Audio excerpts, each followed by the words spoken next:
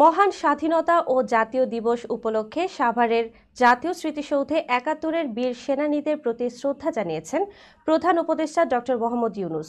বুধবার রাজধানীর অদূরে ঢাকার সাভারে এই পুষ্পস্তবক অর্পণের পর ১৯৭১ সালের মহান মুক্তিযুদ্ধের বীর শহীদদের স্মৃতির প্রতি বিনম্র শ্রদ্ধা জানাতে সেখানে কিছু সময় নীরবে দাঁড়িয়ে থাকেন তিনি। এ সময় বাংলাদেশ সেনাবাহিনী, নৌবাহিনী ও বিমান বাহিনীর সমন্বয়ে গঠিত একটি চৌকস দল রাষ্ট্রীয় অভিবাদন জানায়। প্রধান উপদেষ্টা স্মৃতিসৌধ প্রাঙ্গণে রাখা দর্শনার্থী বইয়ের স্বাক্ষর করেন। এর আগে ভোর ৫টা ৫০ মিনিটের দিকে ৭১-এর বীর সেনানীদের প্রতি শ্রদ্ধা জানান রাষ্ট্রপতি মোহাম্মদ শাহাবুদ্দিন। পুষ্পস্তবক অর্পণের পর ১৯৭১ সালের মহান মুক্তিযুদ্ধের বীর শহীদদের স্মৃতির প্রতি বিনম্র শ্রদ্ধা জানাতে সেখানে কিছু সময় নীরবে দাঁড়িয়ে থাকেন রাষ্ট্রপতি। প্রধান উপদেষ্টার পর উপদেষ্টা পরিষদের সদস্যরা এবং মুক্তিযুদ্ধ বিষয়ক উপদেষ্টার নেতৃত্বে বীরশ্রেষ্ঠ পরিবার, যুদ্ধাহত মুক্তিযোদ্ধা ও বীর মুক্তিযোদ্ধারা পুষ্পস্তবক অর্পণ করেন।